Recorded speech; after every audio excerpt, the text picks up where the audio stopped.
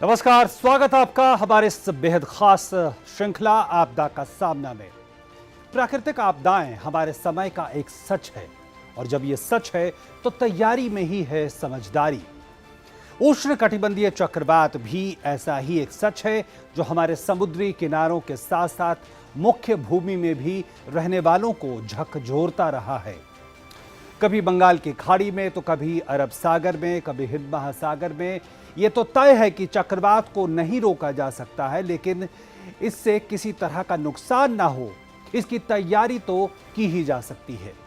हमारा अनुभव ये बताता है कि हमने इसके लिए इतनी तैयारियां की हैं कि अब कम से कम अनमोल जीवन का नुकसान काफी सीमित हो गया है, लेकिन खतरा बरकरार है। आज आपदा के सामना में बात इसी की, चक्रवात, खतरे और समाधान।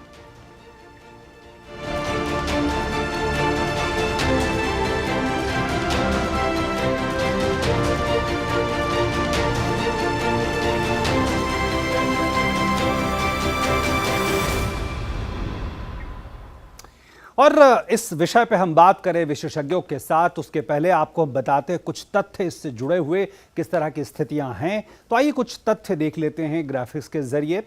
तो आप समझें कि चक्रवात, खतरा और बचाव की अगर हम बात करें तो बंगाल की खाड़ी, अरब सागर में कई चक्रवात आते रहते हैं। बहुत भारी बारिश होती है, तूफानी लहरें, जान माल का नुकसान भी हमने देखा है। और आप समझें भारत की तटरेखा लगभग 7,500 किलोमीटर लंबी है और हर वर्ष 5 से 6 छोटे बड़े उष्णकटिबंधीय चक्रवात आते रहते हैं। और यही नहीं, तमिलनाडु, आंध्र प्रदेश, तेलंगाना, उड़ीसा और पश्चिम बंगाल सबसे ज्यादा प्रभावित राज्यों में से हैं। इसके अलावा पुदुचेरी और गुजरात भी चक्रवातों को लेकर अधिक संवेदनशील हैं। पूर्व तैयारियां बेहद जरूरी है। पूर्व चेतावनी प्रणाली बचाव का एक प्रमुख हिस्सा है। जोखिम प्रबंधन के लिए तीव्र और सटीक सूचना संचार बेहद महत्वपूर्ण है। सूचना का प्रसार जिसकी हम बात कर रहे हैं। इसके अलावा पिछले सालों में जो बदलाव हुए, अगर हम उस पर नजर डालें तो चक्रवात चेतावनी तंत्र में बड़ी उल्लेखनीय सुधार हुए हैं। हताहतों की संख्या में तेज गिरावट हो गई है, लगभग शून्य हो गई है। नीति और योजनाओं पर बेहद सटीकता से काम हुआ है। प्रारंभिक जो चेतावनी प्रणाली है उसमें बेहद सुधार हुआ है। रियल टाइम जो कहते हैं निगरानी, वो किया गया है और मौसम विश्लेषण की तकनीकों में भी सुधार हुआ है। पूर्व चेतावनी की सूचनाओं का प्रसार पहले से ज्यादा बेहतर तरीके से हो रहा है। क्षमता निर्माण पर जोर दिया गया है। समुदाय के भी और आम लोगों की सूचना वहां तक पहुंचे, इसको भी सुनिश्चित किया गया है। इसके अलावा चुनौतियों की बात करें तो चक्रवातों से होने वाली क्षति को पूरी तरह रोकना ये चुनौती है। इसके अलावा चक्रवात को ट्रैक, उसका पूर्वानुमान, उसकी में सुधार करना की गुंजाइश अभी भी है। जलवायु परिवर्तन का एक खतरा हमारे सामने है। समुद्र की सतह का तापमान बढ़ रहा है, इसका चक्रवात पर क्या असर है, इसको भी समझना हमें अभी जरूरी है। और तटीय क्षेत्र की संवेदनशीलता में वृद्धि हुई है। आम जनता और मीडिया की अपेक्षाओं में कई गुना तक वृद्धि हुई है।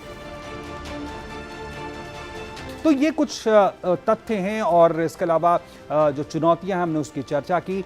विशेषज्ञ क्या कहते हैं इसको लेकर, हमारे साथ तमाम विशेषज्ञ जुड़ेंगे। फिलहाल हमारे साथ जुड़ गए हैं डॉक्टर एम महापात्रा जी, जो महानिदेशक है भारतीय मौसम विभाग के, और हमारे साथ और भी मेहमान जुड़े हैं। हमारे साथ डॉक्टर ज्ञान दास, कार्यकारी निदेशक ओडिशा आपदा प्रबंधन प्राधिकरण, वो भी जुड़ेंगे। और इसके अलावा प्रमोद बादामी साहब, मुख्य अभियंता जल संसाधन विभाग, national cyclone risk mitigation project, वो भी हमारे साथ जुड़ रहे हैं। तो आइए हम चर्चा की शुरुआत करते हैं। और महापात्रा जी, सबसे पहले मैं ये जानना चाहूँ, इस वक्त सबसे बड़ी बात यही है कि जहाँ तक चक्रवात है उसको ट्रैक करने के लिए, उसको समझने के लिए क्या हम पर्याप्त रूप से इस वक्त तैयार हैं और क्या उसके लिए तमाम तैयारियां हैं हमारे पास? धन्यवाद। जैसे आपने बताया, चक्रवात एक मल्टी हजार्ड सिस्टम है और इसमें एट ए टाइम पर बहुत सारे हजारस वेदर देखने को मिलता है। जैसे स्ट्रॉन्ग विंड होता है और भारी बारिश भी होता है, और इसके साथ साथ समुद्र से भी टाइडल वेव्स कोस्टल एरिया को इनंडेट करता है। और इसको देखते हुए multi hazard early warning system जो है साइक्लोन का, इसको हर साल इसको अपडेट किया जा रहा है और इसके लिए जरूरत होता है इंफ्रास्ट्रक्चर डेवलपमेंट, जैसे कि ऑब्जर्वेशनल इंफ्रास्ट्रक्चर्स, मॉडलिंग इंफ्रास्ट्रक्चर्स और कम्युनिकेशन इंफ्रास्ट्रक्चर। हमारे देश में इंफॉर्मेशन कम्युनिकेशन टेक्नोलॉजी का डेवलपमेंट हुआ है। तो इसके साथ साथ जो इंडिजिनस टेक्नोलॉजी जैसे सैटेलाइट, रडार, ऑटोमेटेड स्टेशन को आधार करके हमारा जो ऑब्जर्वेशनल नेटवर्क में भी सुधार किया गया है। पूरा तटीय इलाके में हमारा डॉप्लर वेदर रडार से है। इसके साथ साथ हाई स्पीड ट्रैकर लगाया गया है ऑटोमेटेड स्टेशन से। सी में फ्लोटिंग प्लेटफॉर्म जैसे मेट्रोलॉजिकल बुईज का इस्तेमाल किया जा रहा है और 30 शिप्स को भी नियोजन किया जाता है एलोंग द कोस्ट। इसके साथ साथ इंटरनेशनल अरेंजमेंट के साथ साथ हम ग्लोबल टेलीकम्युनिकेशन सिस्टम के जरिए सभी डाटा कलेक्ट करते हैं और इसको एक अच्छा ऑब्जेक्टिव डिसीजन सपोर्ट सिस्टम के साथ इसको मॉनिटर करते हुए साइक्लोन का करंट स्टेटस, जैसे इसका लोकेशन या सेंटर, इसका इंटेंसिटी और इसका पास्ट इवोल्यूशन, स्ट्रक्चर और इसके साथ साथ इसके होने वाले गतिपथ यानी ट्रैक, इंटेंसिटी यानी तीव्रता और इसके साथ इसका structure, size, wind distribution, storm surge, सभी के लिए लेटेस्ट न्यूमेरिकल मॉडल्स और हजार्ड मॉडल्स का इस्तेमाल किया होता है। और सबसे बड़ी इंपॉर्टेंट पॉइंट ये है, मैं आपको बोलना चाहता हूँ कि रिसेंट ईयर्स में हम भी एक dynamic cyclone impact forecast system, जिसको हम डायनामिक रिस्क एटलास बोलते हैं, जिसको नियोजित किया गया है नेशनल डिजास्टर अथॉरिटी और कंसर्न स्टेट गवर्नमेंट्स मिलकर, और IMD में ये सिस्टम को अभी स्थापना किया गया है।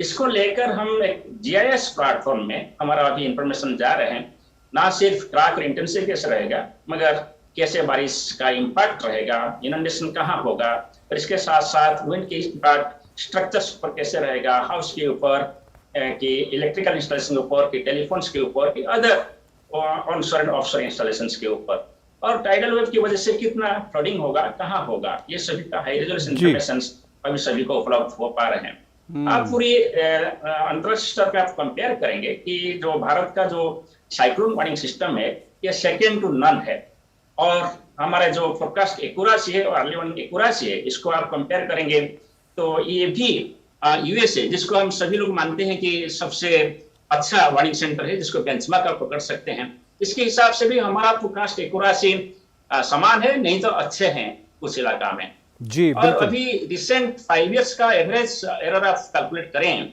तो ये लगभग 70 किलोमीटर है। 24 आवर्स पहले हम बोले कि इसका ट्रैक कहाँ जा सकता है, यानी गतिपथ क्या हो सकता है, इसमें सिर्फ 70 किलोमीटर एरर हो सकता है 24 आवर्स में। और सिमिलरली 48 आवर्स के एरर आप देखेंगे, इससे लगभग 100 किलोमीटर हो सकता है, और 72 आवर्स पहले हम बोले कि साइकिल का ट्रैक कैसे होगा, 150 किलोमीटर हो सकता है। बिल्कुल। पहले इसके साथ कंपेयर करें तो आप देखेंगे इसमें 25 to 30% इंप्रूवमेंट हुआ है, और हमारा ये जो एरर है USA का एरर से कम है, नहीं तो लगभग समान है। बिल्कुल बिल्कुल, बेहद महत्वपूर्ण बात आपने कही है कि जो तकनीक के मामले में है वो हम दुनिया में किसी भी स्तर पे उससे पीछे नहीं है, बल्कि उसके बराबर हैं या उसके आगे हैं। बेहद संतोषप्रद बात है ये। बादामी जी, हमें ये बताएं कि किस तरह से जो तकनीक में लगातार बदलाव हुआ है, और जिस तरह से भी मोहपात्रा जी कह रहे थे कि दुनिया में जो सबसे उपलब्ध अच्छी प्रणाली है, तंत्र है, वो हमारे पास है। किस तरह से आपको लगता है कि इस तरह के इंफ्रास्ट्रक्चर बनाए गए हैं जिसने इस बदलाव को आगे बढ़ाया है, जिसने ये आज सुनिश्चित किया है कि कम से कम लोगों की जान न जाए? जहाँ तक गोवा का सवाल है, जो वेदर जो रिपोर्ट आती है तो ऑलमोस्ट परफेक्ट आती है, in the sense you can say up to 80% reports बहुत परफेक्ट आती है। और हमने जो स्टेट में विद द मेट्रोलॉजिकल डिपार्टमेंट हमने एक ग्रुप बनाया हुआ है, तो ग्रुप में हमको up to date day to day information मिल जाती है स्टेट इमरजेंसी ऑपरेशन सेंटर को, जहाँ से sub division level, collector level, district level, taluka में डेसिमेट हो जाती है। यानी कि हम लोग 24/7 अपडेट रहते हैं, एंड द प्रेडिक्शन जो मेट्रोलॉजिकल डिपार्टमेंट कर रही है तो एक्सेलेंट है, ऑलमोस्ट 80 to 90% परफेक्शन है।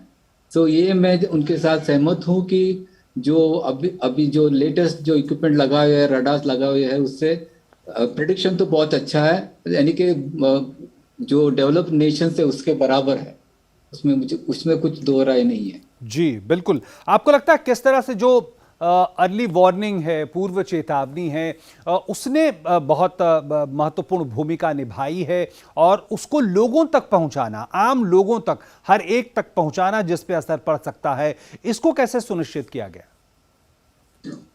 जहां तक early warning system, designation system जो है, तो गोवा स्टेट जो है, जो अरेबियन सी के तरफ से वेस्टर्न एरिया में है, गोवा स्टेट उतना ज्यादा एक्सपोजर नहीं है जो साइक्लोन के लिए जितना ईस्ट कोस्ट है जी। लास्ट 20-25 ईयर्स में ज्यादा साइक्लोन नहीं आया, लेकिन ये रिसेंट 10 ईयर्स में हमें बहुत 2 साइक्लोन आ गया, बहुत डिजास्टर्स थे। One was in the year 2007, 2009 and अब रिसेंटली लास्ट ईयर हुआ था फायान और तौते। दोनों ने बहुत भयंकर तरीके से हमारा इंफ्रास्ट्रक्चर डैमेज कर दिया and lot of life disturb हो गया, बहुत सारा नुकसान हो गया हमारा स्टेट को।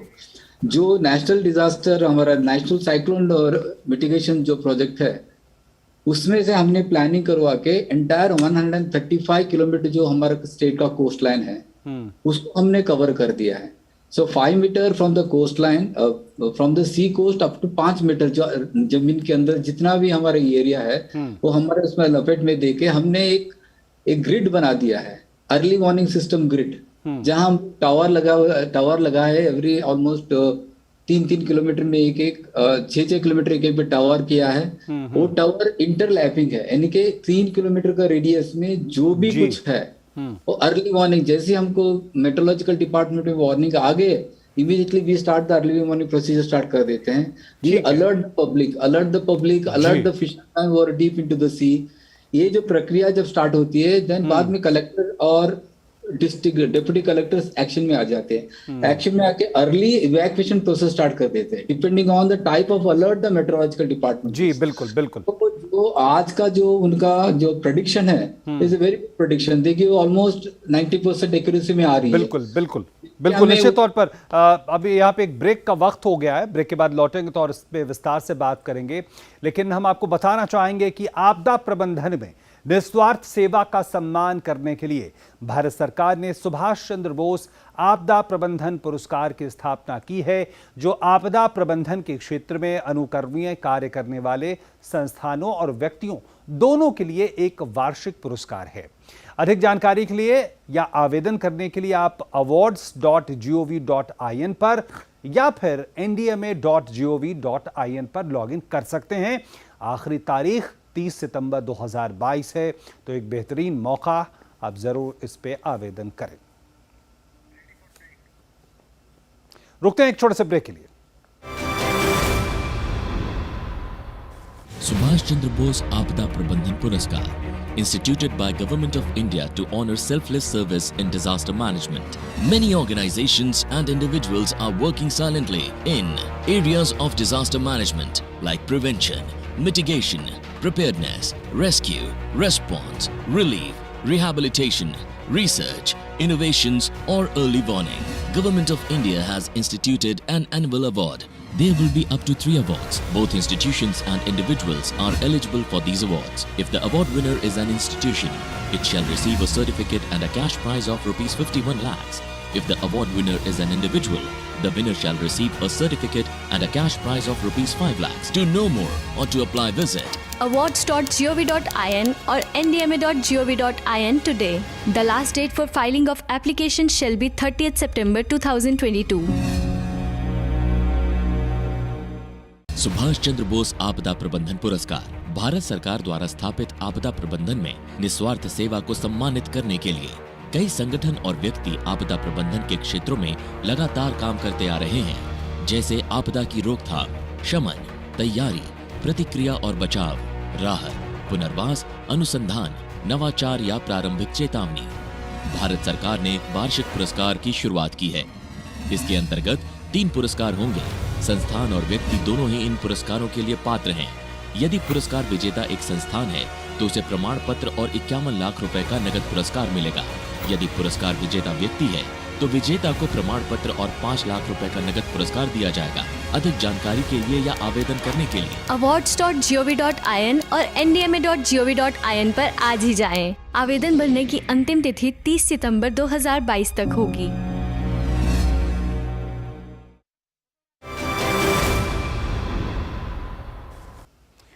और ब्रेक के बाद एक बार फिर से आपका स्वागत। आप बात कर रहे हैं आज हम आपदा के सामना में कि आखिर जो चक्रवात है किस तरह से उससे सुरक्षा हो, किस तरह से समाधान की पूरी प्रक्रिया चल रही है। हमारे साथ हमारे विशेषज्ञ जुड़े हुए हैं, हमारे साथ महापात्रा जी जुड़े हुए हैं। महापात्रा साहब, हमें ये बताएं कि अब एक नई परिस्थिति हम देख रहे हैं पिछले कुछ सालों से, वो है एक्सट्रीम वेदर कंडीशन की बात हम देख रहे हैं, जो कहा जाता है कि कहीं ना कहीं जलवायु परिवर्तन से इसका जुड़ाव है। समुद्र की सतह का तापमान और तमाम ऐसे फैक्टर्स हैं।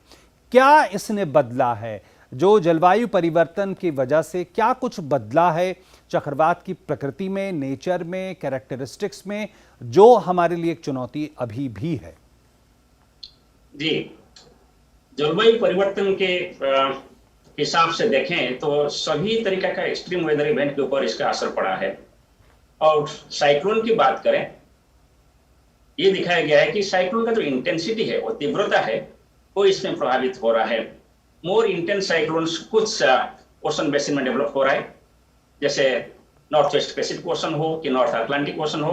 और हमारे जो नॉर्थ इंडियन ओशन है, इसमें बे ऑफ बंगाल और अरेबियन सी है, इसमें देखा गया कि अरेबियन सी में इंटेंस साइक्लोन्स, यानी जो साइक्लोन में लगभग विंड स्पीड 150 किलोमीटर से ज्यादा होता है, ऐसे ही साइक्लोन का संख्या वृद्धि हो रहा है, यानी intensity of the cyclones increase हो रहा है।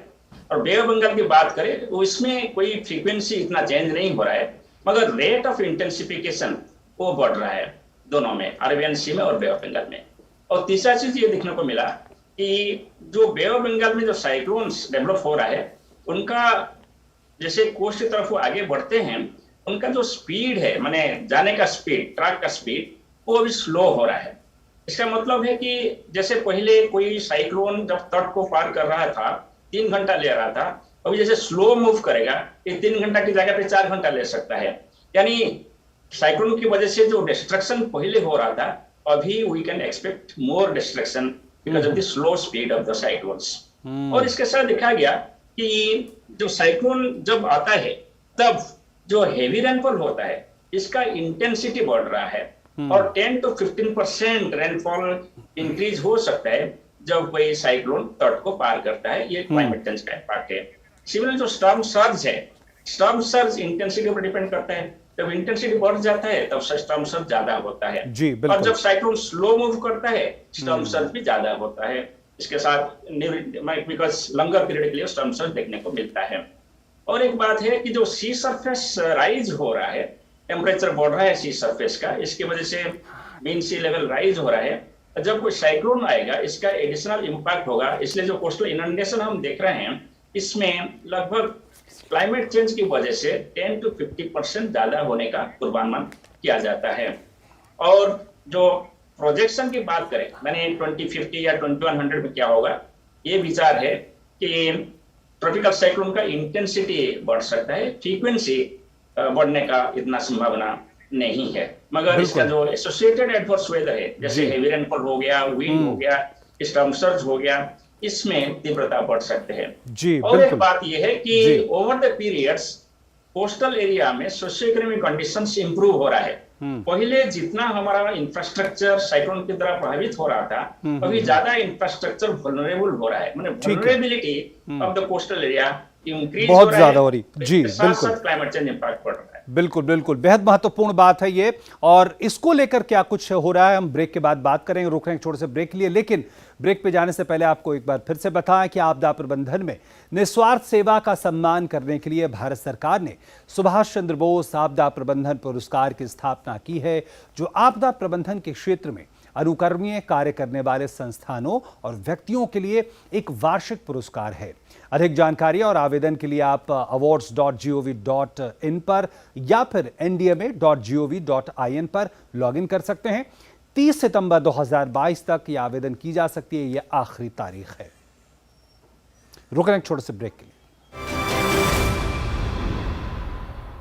सुभाष चंद्र बोस आपदा प्रबंधन पुरस्कार, instituted by Government of India to honor selfless service in disaster management. Many organizations and individuals are working silently in areas of disaster management like prevention, mitigation, preparedness, rescue, response, relief, rehabilitation, research, innovations or early warning. Government of India has instituted an annual award. There will be up to 3 awards. Both institutions and individuals are eligible for these awards. If the award winner is an institution, it shall receive a certificate and a cash prize of Rs 51 lakhs. If the award winner is an individual, the winner shall receive a certificate and a cash prize of Rs 5 lakhs. To know more or to apply, visit awards.gov.in or ndma.gov.in today. The last date for filing of applications shall be 30th September 2022. Subhash Chandra Bose आपदा प्रबंधन पुरस्कार भारत सरकार द्वारा स्थापित आपदा प्रबंधन में निस्वार्थ सेवा को सम्मानित करने के लिए कई संगठन और व्यक्ति आपदा प्रबंधन के क्षेत्रों में लगातार काम करते आ रहे हैं, जैसे आपदा की रोकथाम, शमन, तैयारी, प्रतिक्रिया और बचाव, राहत, पुनर्वास, अनुसंधान, नवाचार या प्रारंभिक चेतावनी। भारत सरकार ने वार्षिक पुरस्कार की शुरुआत की है। इसके अंतर्गत 3 पुरस्कार होंगे। संस्थान और व्यक्ति दोनों ही इन पुरस्कारों के लिए पात्र हैं। यदि पुरस्कार विजेता एक संस्थान है तो उसे प्रमाण पत्र और 51 लाख रुपए का नगद पुरस्कार मिलेगा। यदि पुरस्कार विजेता व्यक्ति है तो विजेता को प्रमाण पत्र और 5 लाख रुपए का नगद पुरस्कार दिया जाएगा। अधिक जानकारी के लिए या आवेदन करने के लिए awards.gov.in और ndma.gov.in पर आज ही जाएं। आवेदन भरने की अंतिम तिथि 30 सितंबर 2022 तक होगी।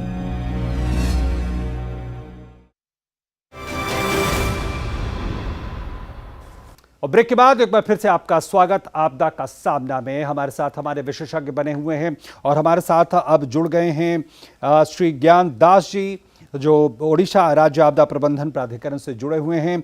ज्ञान सर, हमें ये समझाएं कि ओडिशा एक रोल मॉडल की तरह सामने आया है। क्या कुछ ऐसे बदलाव किए गए जिसकी वजह से जो कम से कम लोगों का नुकसान है, हताहत होने की संख्या है, वो लगभग अब 0 तक पहुंच गई है? आपको पता है ओडिशा में सुपर साइक्लोन जब 99 में हुआ था अक्टूबर में, तब ह्यूमन कैजुअलिटी 10,000 के आसपास था।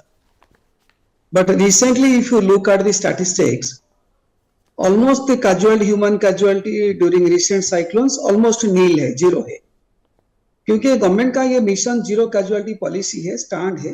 तो इसीलिए हम लोग सारे जितने सारे डिपार्टमेंट है, कम्युनिटी है, जितने सारे स्टेक होल्डर है, हम लोग काम कर रहे हैं। During last 20 years we have build up our capacity accordingly also. जब साइक्लोन हुआ था 99 में, तो मेजर कैजुअलिटी इसीलिए हुआ था कि कोस्टल डिस्ट्रिक्ट में साइक्लोन शेल्टर तब नहीं था, डेडिकेटेड शेल्टर में, मेरा मतलब डेडिकेटेड शेल्टर। तो now we have constructed around 900 dedicated shelter. ये स्टिल्टेड स्ट्रक्चर है जिसका डिजाइन IIT खड़गपुर ने किया है। And apart from that we have also built up the capacity of the communities, क्योंकि ये community ही fast responder है and the worst sufferer also। इसीलिए Odisha was the almost the first state government जिसने community based disaster preparedness program 2000 से शुरू किया। and we are preparing village level disaster management plans with communities as the major stakeholder, along with जितने सारे department के लोग village level अधिकारी हैं वो भी इसमें शामिल है। इसके अलावा Odisha was the first state also to have a state level disaster response force. जब कोई भी नहीं था इंडिया में, कोई भी स्टेट में नहीं था, तो इसका नाम ओड्राफ है। We started with 5 units, but अभी 20 यूनिट से अक्रॉस द स्टेट। ये एडवांटेज है, वो साइक्लोन जैसे फोरकास्ट हमको मिलता है, we can pre position these units in the areas likely to be affected. इसके बाद ये फ्लड हुआ, साइक्लोन हुआ, फायर एक्सीडेंट हुआ, ड्राउनिंग हुआ, वो जितने सारे डिजास्टर है ओड्राफ के अलावा, वो फायर सर्विस के पास सारे इक्विपमेंट से, जो मॉडर्न इक्विपमेंट है, इसका कैपेसिटी बिल्डिंग भी हम लोग किए हैं। But you know also limit having fire services and ODRAF. इसके अलावा कम्युनिटी का भी फिर भी उनका कैपेसिटी भी डेवलप होना चाहिए। बिल्कुल। इसीलिए जो साइक्लोन शेल्टर हम लोग बनाए हैं, ये एक सोशल इंस्टीट्यूशन है, फिजिकल बिल्डिंग नहीं है। क्योंकि हम लोग ये बिल्डिंग बनाने के बाद, ये शेल्टर बिल्डिंग, डेडिकेटेड बिल्डिंग बनाने के बाद, we hand over to the communities. These communities और the villagers manage the shelter. उनका एक कमिटी है, तो during normal time they use it for social function, schools, anganwadi centres, vaccination. इसका एक वॉलंटियर भी है, इस शेल्टर में वॉलंटियर है। हम लोग इनको search and rescue, first aid, psychological first aid में भी ट्रेनिंग देते हैं। और वन मेजर थिंग इज जितने सारी प्लानिंग करेंगे या कैपेसिटी बिल्डिंग करेंगे, जी। इसको हम लोग अगर प्रैक्टिस नहीं करेंगे बिल्कुल। तो जब साइक्लोन टाइम में रियल टाइम में इसका जरूरत होगा, यह यूटिलिटी नहीं होगा प्लानिंग। बिल्कुल। तो इसीलिए 15 साल से मैं आपको ये बताना चाहूंगा, मोर देन 15 इयर्स हम लोग 19 जून में कम्युनिटी लेवल मॉक ड्रिल हर इंटायर स्टेट में करते हैं, जी। हर शेल्टर में, और एक एनुअल रिचुअल हो गया है। जी डॉक्टर दास, एक बड़ी बात यहाँ पे निकल कर आ रही है कि जो तकनीक का जो इस्तेमाल है, जो फोरकास्टिंग का या जो साइक्लोन है उसको ट्रैक करने का, इस तकनीक ने कितनी बड़ी भूमिका निभाई है और कितने हद तक माइन्यूट या कहें बिल्कुल प्रिसाइज जो सूचनाएं मिल रही हैं, उसने कितनी बड़ी भूमिका या रोल अदा किया है? देखिए, जब 99 में फोरकास्ट हुआ था तो इतना प्रिसाइज नहीं था। ऑफ कोर्स आईएमडी का forecast has improved a lot over the years. तो हम लोग क्या करते हैं, अभी नॉर्मल वार्निंग से हम लोग इम्पैक्ट बेस्ड फोरकास्ट में आ गए हैं, जहां हमको ये अगर ट्रैक का पता चलता है, वेरियस मॉडल से, आईएमडी का मॉडल है, दूसरा मॉडल भी है, और हम लोग ये इम्पैक्ट बेस्ड फोरकास्टिंग के लिए 2 मॉडल यूज करते हैं। एक तो ये एनडीएमए का वेव डीसीआरए मॉडल है और ओएसडीएमए का एक डीएसएस सिस्टम है। तो इसमें ये ट्रैक को हम लोग जो है सुपर इम्पोज करते हैं एंड वी आल्सो आइडेंटिफाई जो यहाँ पर लैंडफॉल होगा तो कौन सा एरिया ज्यादा अफेक्टेड होगा, व्हाट इज द पॉपुलेशन, यहाँ पर ओल्ड एज ओल्ड पीपल कितने हैं, प्रेग्नेंट वुमेन कितने हैं, और फिशरमैन कितने हैं, तो कच्चा हाउसेस कितने हैं, तो how many people we have to evacuate. क्योंकि अगर मिशन जीरो कैजुअलिटी है तो we have to see that evacuation has to be very very precise and perfect also. तो इसीलिए ये जो तकनीक आप बोल रहे हैं, और वी हैव आल्सो जो आईएमडी का फोरकास्ट आता है जी, हम लोग क्या करते हैं ना, ये कोस्टल डिस्ट्रिक्ट में जो हमारा जो 22 ब्लॉक्स है, we have got early warning device system also, dissemination system also. जिनके पास मोबाइल है, टीवी है, वो लोग तो न्यूज मिल जाता है उनके पास, बट जिनके पास नहीं है तो हम लोग क्या करते हैं ना, स्टेट कंट्रोल रूम से ये ऑडियो मैसेज भेजते हैं, जो कोस्टल एरिया में, कोस्टल जोन में जो लोग हैं, जहां पर फिशरमैन है, जो ये समुद्र को जाते हैं फिशिंग के लिए, उनके पास भी मैसेज आता है। तो ये इम्पैक्ट बेस्ड फोरकास्टिंग के लिए ट्रैक का कहाँ लैंडफॉल होगा, कितना इंटेंसिटी होगा, और हम लोग इनका से भी पता चलता है अगर टाइडल सर्ज होगा तो कितना हाइट होगा। तो हम लोग ओडिशा में प्लानिंग किए हैं, अगर टाइडल हॉर्स 3 मीटर आता है या 4 मीटर होता है तो कौन सा विलेजेस भी अफेक्टेड होगा, तो वहां पर हम लोग को जनरल इवैक्यूएशन भी करना है। बिल्कुल। और मैं अपने तमाम विशेषज्ञों का बहुत बहुत धन्यवाद करना चाहूँगा, doctor M Mahapatra, doctor Gyandas और प्रमोद बादामी जी। हमारे पास वक्त इतना ही, बहुत बहुत धन्यवाद। तो ये तय है, हमारे तमाम विशेषज्ञ इस बात को रख रहे हैं कि किस तरह से चुनौतियां अभी भी हैं, क्योंकि मौसम परिवर्तन का एक मुद्दा है, लेकिन आश्वस्त हम इस बात से हो सकते हैं कि हमारे पास तैयारियां पूरी हैं, तमाम तकनीक हमारे पास उपलब्ध हैं, जिससे हम बेहतर तरीके से आपदा का सामना कर सकते हैं, खासकर चक्रवात का। फिलहाल आज जितना ही, नमस्कार।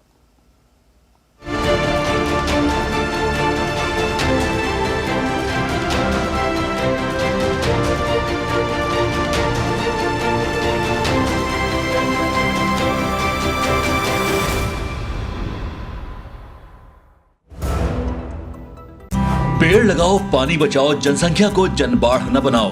IME Sahibabad, Ghaziabad, NCR 27 years of excellence in higher education offers Radhika scholarship up to 50% of college fees.